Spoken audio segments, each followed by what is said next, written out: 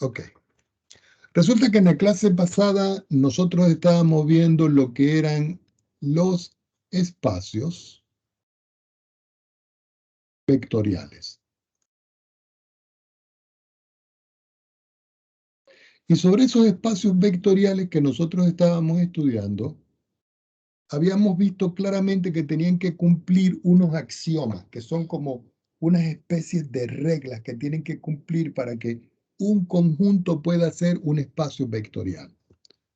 Entonces, por ejemplo, para retomar lo que nosotros hicimos en la última clase de ya hace tiempo. Supongamos que yo tengo un espacio que yo lo llamo V, esta V que está aquí, esta V, y digo que está formado por todo el espacio Rn, de tal manera, y pongan mucha atención, que aquí los elementos que están aquí son elementos de la forma x sub 1, x sub 2, 3 puntos suspensivos, x sub n. De tal manera, ustedes pueden escribir aquí o 2 puntos o un slash para que diga tal que los x sub j pertenecen al conjunto de los números reales. Y ese j que yo tengo descrito ahí va a comenzar en 1, después en 2, después en 3, puntos suspensivos y después me voy hasta n. Y ustedes dirán, profesor, descífreme esto que está acá. Lo que estoy diciendo yo acá es que esto que tengo yo acá es un vector. Y eso es un vector columna. Y ese vector columna es un vector columna que pertenece al espacio Rn. Recuerden que cuando yo escribo R, me estoy refiriendo a los reales. Y cuando yo escribo N, me estoy refiriendo a la dimensión del espacio que estoy trabajando. Pero los vectores columnas, nosotros lo podemos relacionar por la parte previa del álgebra como una matriz, que son matrices de tamaño o de orden n por 1. Este n por 1 que yo tengo descrito aquí, lo que me dice es que hay n filas y una sola columna. Fíjense, fila 1, fila 2, filas puntos suspensivos, fila n. ¿Y cuántas columnas? Una sola columna que está descrita aquí con esta expresión. Ahora ustedes dirán, ¿y esto para qué, profesor? Esto es para que se den ustedes cuenta que este espacio B que yo tengo aquí es un espacio vectorial. Y ese espacio vectorial cumple con los axiomas que nosotros vimos en la clase pasada. ¿Ok? ¿Por qué? Porque si yo tengo una matriz que es columna, yo las puedo sumar, yo las puedo restar, yo puedo multiplicar un escalar por una matriz y se van cumpliendo todas las propiedades que yo tengo. Es más, hasta el vector columna 0 está descrito, porque si yo digo que 0 como un elemento que pertenece a este espacio, es el que está formado por 0, 0, 3 puntos suspensivos, 0, esto que está acá es una matriz que tiene n filas por una columna, y esta matriz es una matriz nula. Entonces, ustedes dirán, profesor, pero también nos falta la matriz opuesta.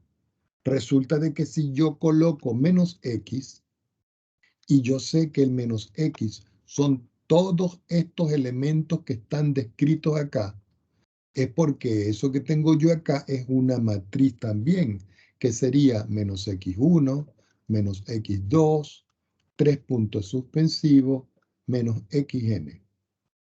Entonces, el nulo está, el opuesto está, la suma está, la resta está, la multiplicación está. Quiere decir que el espacio B que yo tengo acá es un espacio vectorial. Ahora, ustedes dirán, profesor, ¿y nosotros tenemos que comprobar los 10 axiomas? No, aquí simplemente yo estoy mostrando. Nosotros lo que sí tenemos que comprobar es cuando yo vaya a trabajar con los subespacios vectoriales. ¿Por qué? Porque los subespacios vectoriales que están dentro de los espacios vectoriales también tienen que cumplir con los axiomas, pero solo van a verificar en todo caso dos proposiciones. Déjenme encender la luz que donde estoy yo no veo.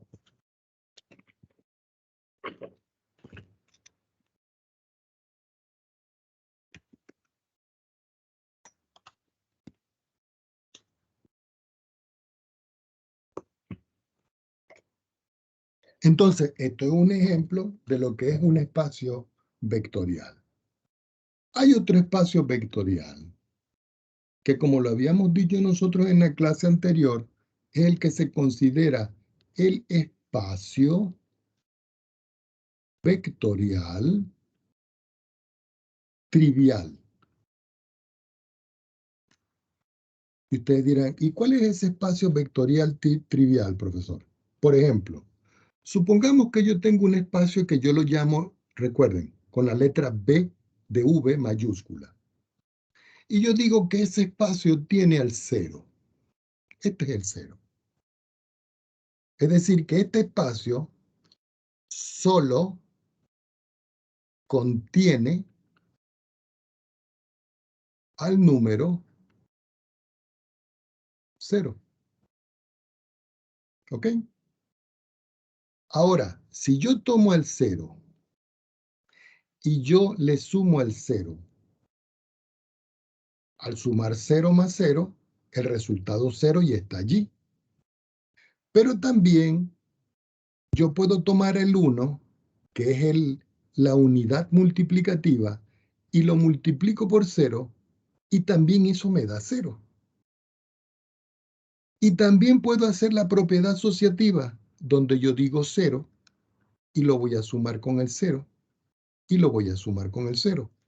Aquí estoy aplicando la cerradura, la prueba de cerradura o de clausura, que dice que si yo tomo dos elementos del mismo conjunto, el resultado debe estar en el conjunto. Si yo tomo 0 y sumo 0, me da 0. Pero eso es igual a tomar el elemento unitario y multiplicarlo por 0 y me vuelve a dar el 0. Aquí lo que me dice es que este resultado, el 0, debe estar aquí. Y aquí estoy asociando al 0 de esta manera, como si fuera una asociativa. Por supuesto, esto lo puedo asociar como 0 más 0 más 0. Y el resultado de todo me sigue dando 0. Entonces aquí, B, este que está acá, nosotros podemos decir que es un espacio vectorial. Y a ese espacio vectorial normalmente se le otorga el nombre del espacio vectorial trivial. Trivial quiere decir el más sencillo, el más usual. Vamos con otro ejemplo de espacio vectorial. Vamos a suponer que ahora yo les doy un conjunto B que está formado por el número 1. ¿Ok? Solo contiene al número 1. Y esto que está acá no es un espacio vectorial. Y lo voy a encerrar aquí en una nubecita roja para que no se pierda. Algunos de ustedes dirán, bueno, profesor, pero ¿por qué no es un espacio vectorial? ¿Mm? Porque observen una cosa. Si yo tomo el 1, que es este, y yo lo sumo consigo mismo, que es este 1 pertenece a este conjunto y este 1 sigue siendo él. Y aquí esto me da 2, pero 2 no pertenece a B. Es decir, que esta propiedad, lo que se llama el axioma de cerradura, que algunos libros lo llaman clausura, no verifica.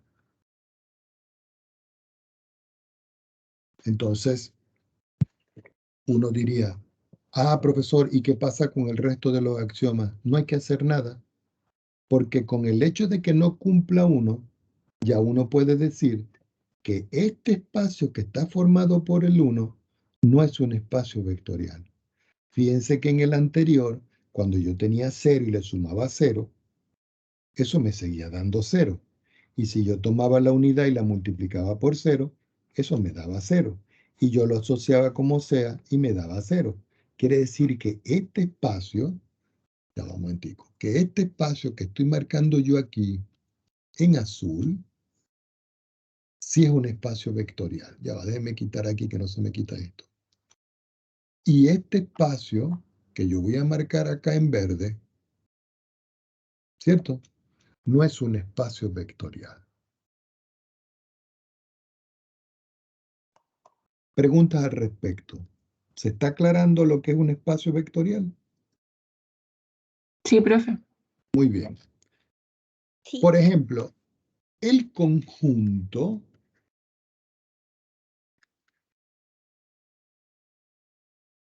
de puntos del espacio R2 que están sobre una recta que pasa por el origen. Entonces ustedes dicen, profesor, ¿y cómo hago yo esto acá? Porque esto es como un poco abstracto. No, no, nada abstracto. Fíjense, yo voy a escribir por acá solución para que se vea como más claro. Cuando yo estoy hablando de R2, yo me estoy refiriendo al plano. Y cuando yo me refiero al plano, es porque yo estoy trabajando en un plano donde nosotros sabemos que están los dos ejes. Está el eje Y, que es el vertical, el eje X y el centro de coordenadas, que es el origen de coordenadas. Y estas son cosas que nosotros conocemos. Ahora, aquí me están diciendo a mí el conjunto de puntos del espacio R2 que están sobre la recta que pasa por el origen. Entonces ustedes dicen, quiere decir que el espacio B, porque B como llamamos espacio, está formado por pares ordenados X, Y, porque son puntos, ¿ciertos? Estos son puntos que deben pertenecer al espacio R2, dos puntos. Recuerden que dos puntos o un slash significa tal que. Yo tengo una condición y la condición es que la recta de la forma igual a mx. Entonces, si nosotros recordamos esto que está acá, esto que yo tengo acá es la ecuación de una recta. Y esta recta pasa por el origen. Si yo les pregunto a ustedes que qué representa M, todo el mundo por cálculo me diría, profesor, eso es la pendiente. Si la pendiente es positiva, inclina a la derecha. Si la pendiente es negativa, inclina a la izquierda. Así que esto es un número, no me importa. Así que yo puedo tener por acá diferentes rectas que pasan por esta expresión. Entonces alguno de ustedes diría, profesor, ¿y cómo hago yo para demostrar esto que está acá? Fíjense una cosa. Supongamos que yo tengo un X y que es de la forma X sub 1 y sub 1. Este X está en el espacio y tiene la forma X1 y 1, que es esto.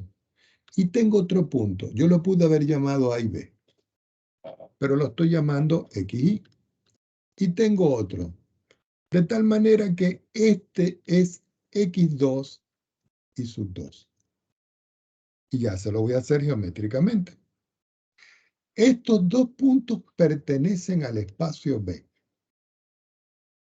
Entonces, con estos dos puntos que yo tengo acá, yo puedo decir, por ejemplo, con este, que I sub 1 es igual a M que multiplica a X1.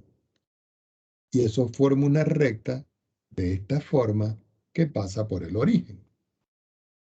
De igual forma, ahora me voy a este y digo I sub 2 es igual a M por X2, con este que está acá. Recuerden que XY pertenece al espacio. Y como el espacio son pares ordenados, tienen esta forma.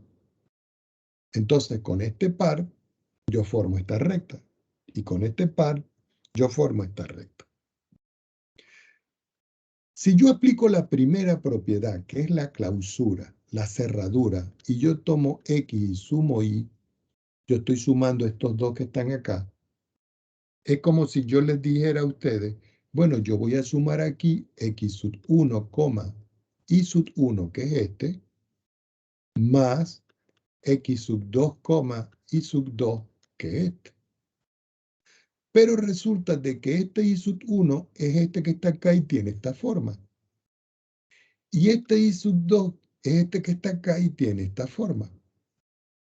Así que cuando yo sumo estas expresiones, al sumar X1 con X2, me queda X1 más X2, coma. Y cuando yo sumo este con este, nosotros podemos ver de que este M que está aquí y este M que está aquí son los mismos.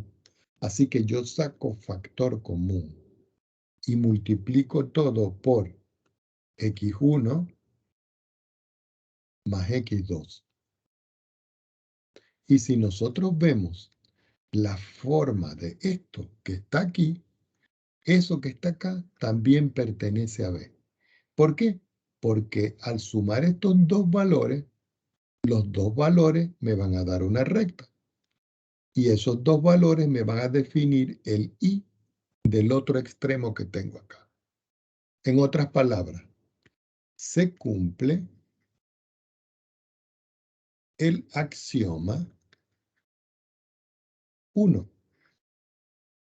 ¿Cuál axioma 1? El de la cerradura. El que dice que si yo tengo dos puntos, cuando yo los sumo, el resultado también debe estar. ¿Ok? Ahora, supongamos que yo tengo ahora, por otro lado,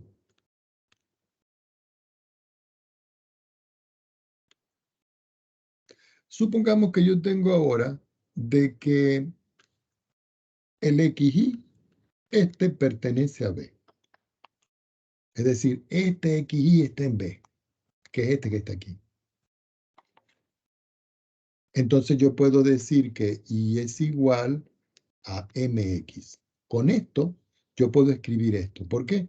Porque es la condición para que la recta pase por el origen. Si eso es verdad, ¿cierto? Si eso es verdad, de esta manera,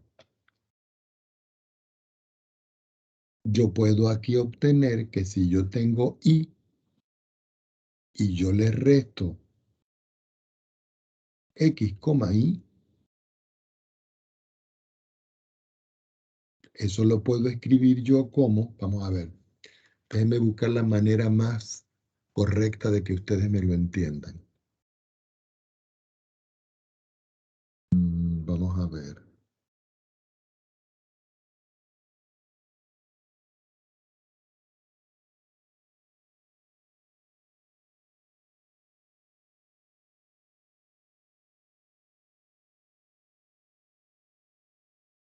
Ya,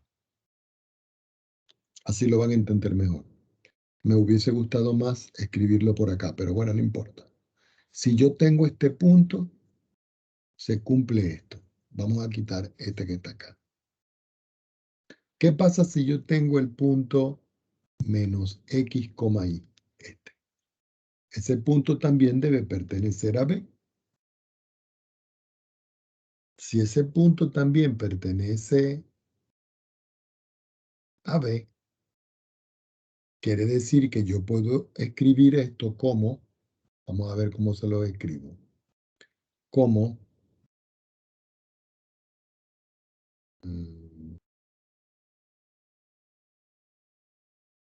menos x, mx. Este x sigue siendo este x. Y este y es este y, que es este mx. Y lo estoy poniendo acá. Pero cuando yo lo escribo de esta manera, cuando yo multiplico el menos por el x, es como si yo dijera el menos x y el menos m por x. Y esto que yo tengo aquí representado, esto que está acá, también pertenece a B. ¿Por qué? Porque tiene la forma XY. Y esto me define a partir de la recta que está en el espacio R2. Fíjense que inclusive, lo voy a hacer con otro color, que si yo tengo XY, que es el que yo describí aquí, que pertenece al espacio B, y yo tengo menos XY, que pertenece al espacio B, este que está aquí, si estos dos elementos yo los sumo, yo tendría XY y yo le sumo esto, perdón, y yo le sumo esto menos XY. Si yo quito los paréntesis y quito las barras estas, los corchetes, yo tendría que sumar este X con este. Así que me quedaría X menos X. Y de igual forma aquí yo tendría que hacer este con este. Pero yo sé que este que está aquí vale MX.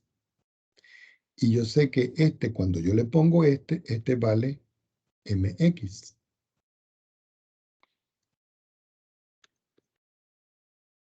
El X menos el X me da 0. Y aquí yo puedo sacar factor común y el X menos el X que está aquí, este me da 0. Quiere decir que me da el 0, 0. Y el 0, 0 es el origen. Y resulta de que la recta y igual a mx, que es la recta inicial que yo tengo aquí, ¿dónde está? Esta, pasa por el origen. Y si pasa por el origen, yo estoy viendo aquí que yo tengo un elemento que está en B, tengo su opuesto que está en B, y cuando yo lo sumo, me da el origen. Y así yo puedo seguir mostrando para ver de que eso es un espacio vectorial. Esto tiene una interpretación geométrica y es la siguiente. Vamos a suponer que yo voy a escribir la recta Y igual, y en vez de escribir M voy a escribir 2X. Aquí la M vale 2. Si nosotros observamos esta recta, esa recta está pasando por el origen. Para una muestra un botón, yo me pongo acá y yo le digo punto especial y me da el punto B.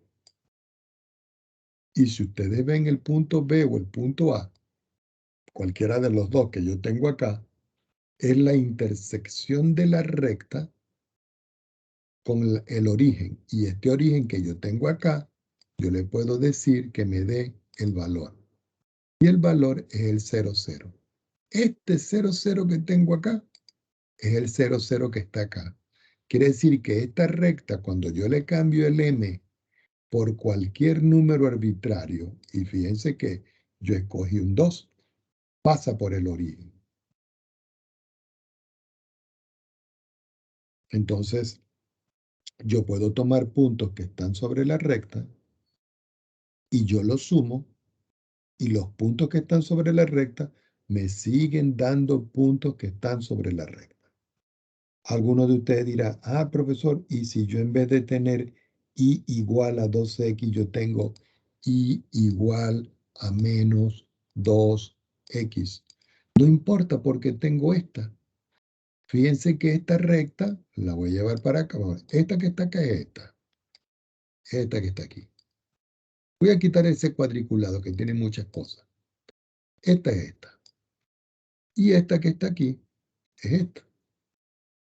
La voy a cambiar los colores. La vamos a poner esta la vamos a poner roja, y esta que está acá la vamos a poner azul. Entonces fíjense que tanto la recta azul como la recta roja, ambas pasan por el origen.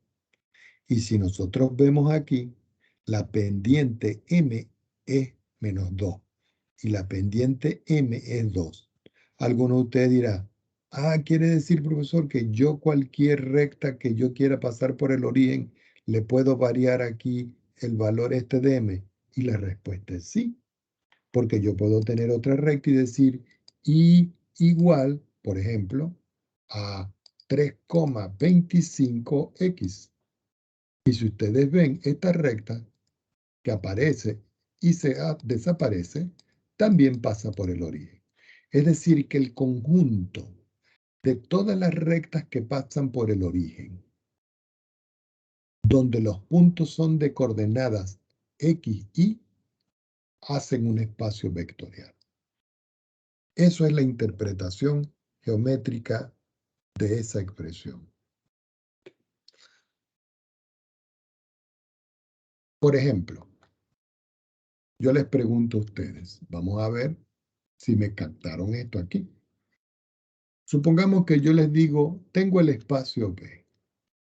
Y el espacio B está formado por todos los pares ordenados X, Y que pertenecen al espacio R2, tal que, recuerden que tal que con L/ o 2 puntos, tal que Y es igual a 2x más 1. ¿Ok? Entonces yo vengo y les pregunto a ustedes, ¿B es un espacio vectorial?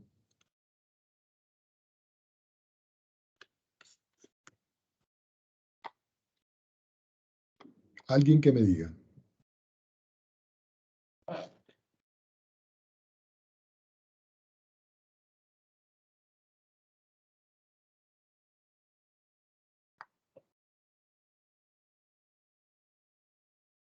Vamos a ¿Sí ver es un alguien aquí. espacio? Yo creí que se habían dormido porque no las escuchaba. Ah. Por aquí una señorita dice que es un espacio. ¿Y la otra qué dice? Yo creo que igual. Vamos a ver qué es lo que pasa, a ver si esto es un espacio o no. Cuando yo digo B, es este B que está aquí. ¿Ok? Resulta que yo puedo tener una coordenada x1 y sub 1. Y yo puedo tener otra coordenada x2 y sub 2. Y estas dos coordenadas deben pertenecer a esta recta. Si yo tomo la coordenada x1 y sub 1 y yo le sumo la coordenada x2 y sub 2, eso me da como respuesta que yo tengo que sumar este con este y después yo tengo que sumar este con este. Y cuando yo sumo me queda x1 más x2, coma, porque estoy sumando pares ordenados, y sub 1 más y sub 2. Hasta ahí estamos de acuerdo, ¿cierto? Sí. Ok. Pero resulta que si yo tomo i sub 1 más i sub 2, que es esto, que lo estoy escribiendo aquí, eso es lo mismo que escribir, según la fórmula que yo tengo aquí, 2 veces x más 1. Entonces aquí sería 2 veces, ¿cierto? x1 más x2, ¿cierto? Y a eso yo le sumo 1. Pero si yo multiplico este 2 por este x1 y este 2 por este x2, el resultado que me da aquí es 2 veces x1 más 2 veces x2 más 1.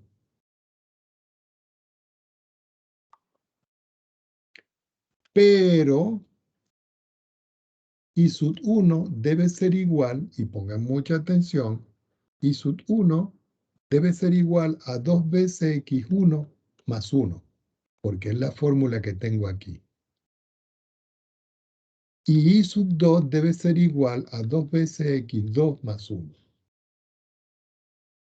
Pero si yo vengo y yo sumo esto, cuando yo digo y sub 1 más y sub 2, yo sumo aquí y me queda 2x sub 1 más 2x sub 2 más 2. Ahora yo vengo y les pregunto a ustedes. En esta parte, cuando yo sumé y sub 1 y sub 2, me dio al final esto. Pero sumándolo con la fórmula que tengo aquí, el resultado de esto me dio esto. Pregunto, ¿esto que está aquí y esto que está aquí son iguales? No, Sí. ¿Son iguales? no son iguales. Ah, no, No. pues hay uno al final. Entonces ustedes dicen, ¿cómo son diferentes? ¿Cierto? ¿Cómo son diferentes? Esto implica de que si yo tengo x1 y yo le sumo x2 y tomo y sub 1 y yo le sumo y sub 2, esto no pertenece a B. ¿Ok? Esto implica de que B no es un espacio vectorial. Y así es como se hacen los ejemplos. Creo que se entendió esto, ¿verdad? Sí, profe. Vamos a suponer que ahora yo voy a trabajar con otro estilo de espacio. Y yo les digo,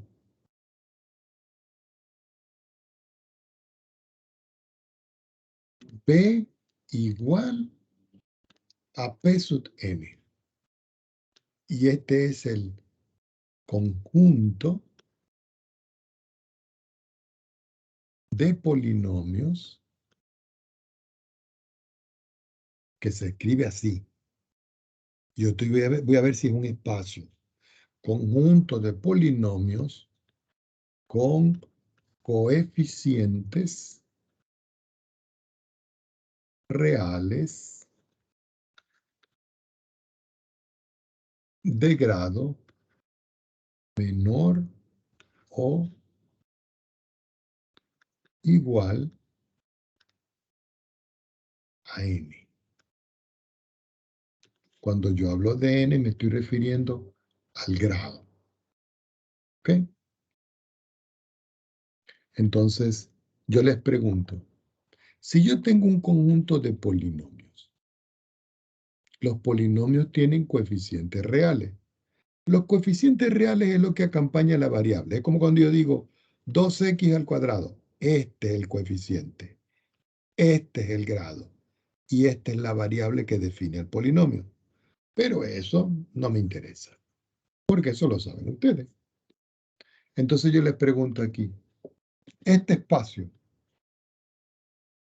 será un espacio vectorial o no será un espacio vectorial?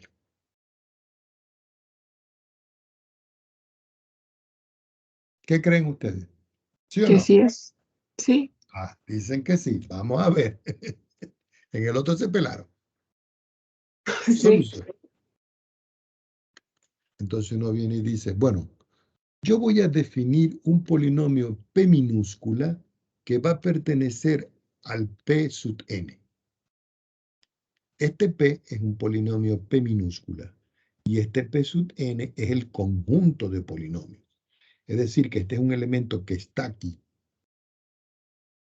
Si todo el mundo recuerda cómo se escriben los polinomios por media, que ustedes lo ven creo que en octavo, este polinomio que está aquí, yo lo puedo escribir como a sub n x a la n más a sub n menos 1 x a la n menos 1 más a sub n menos 2 x a la n menos 2.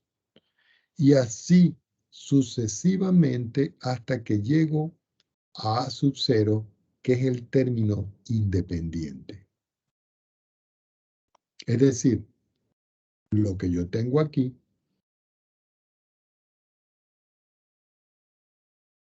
es la forma de este polinomio, que tiene grado n. Y este a sub n menos 1, a sub n menos 2, son los coeficientes. ¿Cierto? ¿Qué quiere decir esto? Que yo puedo tener otro polinomio que yo llamo Q, y que ese también debe estar en Pn, en el grupo de polinomios. Y yo digo, ajá, ¿y cómo va a ser ese Q? Bueno, según lo que acabamos de ver, el Q de X, aquí dice, conjunto de polinomios con coeficientes reales de grado menor o igual a n. Entonces, este lo voy a escribir, pero no voy a escribir A, voy a escribir otro coeficiente. Por ejemplo, P sub n x a la n. Este sí porque es el mismo grado. Más B sub n, ya vamos a escribirlo bien. B sub n menos 1 x a la n menos 1. Lo estoy escribiendo en grado decreciente. Más B sub n menos 2 x a la n menos 2. Más punto suspensivo más B sub 0. Este B sub 0, al igual que la sub 0, es el término independiente. Es decir, que yo tengo ahora otro polinomio. Tanto este polinomio Q como el polinomio P pertenecen al conjunto de los polinomios de grado n y coeficiente real. ¿Qué indica esto? Que ustedes saben sumar.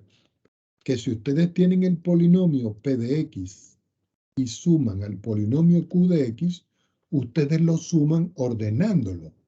Entonces ustedes dicen, bueno, yo voy a sumar primero con primero, segundo con segundo, tercero con tercero y así sucesivamente.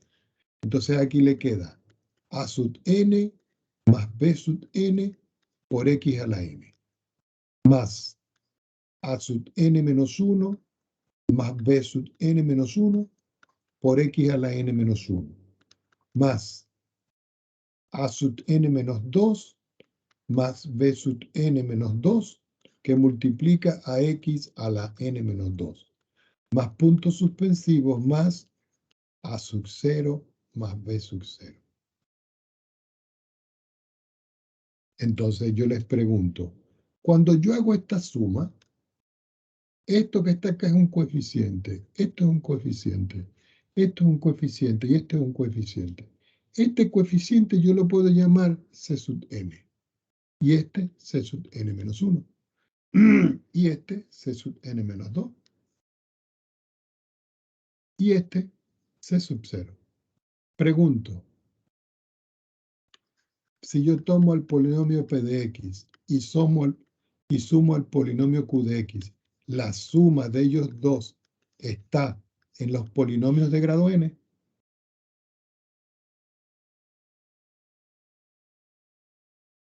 ¿Sí o no? ¿Ah? ¿Sí están? Sí está. Porque cuando yo lo sumo, el resultado del polinomio me vuelve a dar del mismo grado.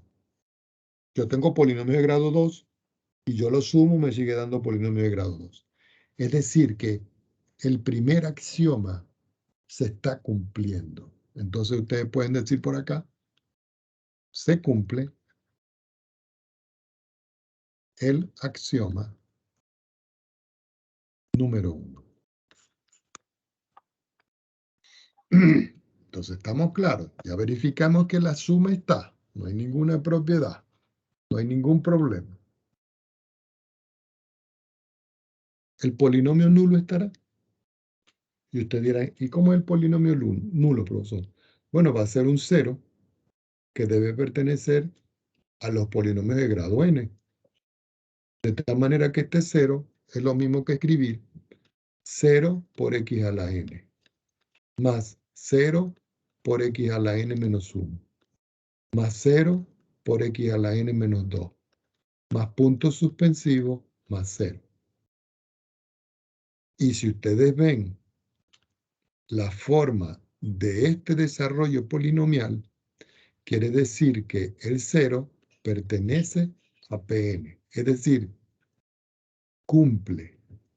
¿Qué cumple? Que el nulo está en los polinomios de grado n.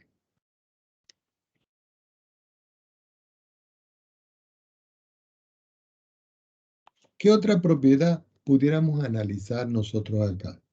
Por ejemplo, el polinomio menos p minúscula pertenece al polinomio p mayúscula n. Esto pertenece. Entonces ustedes dicen, bueno, resulta que si yo escribo p sub x es lo mismo que escribir menos a sub n x a la n, menos a sub n menos 1 x a la n menos 1, menos a sub n menos 2 x a la n menos 2, menos punto suspensivo, menos el último término que es este. Ah, pero yo puedo sacar factor común menos y ver indudablemente que esto hace de que el polinomio negativo, que es el opuesto, también pertenece al conjunto de polinomios de grado n. Es decir, que cumple. Entonces, tal cual como está, ¿cierto? B igual a P sub n es un espacio vectorial.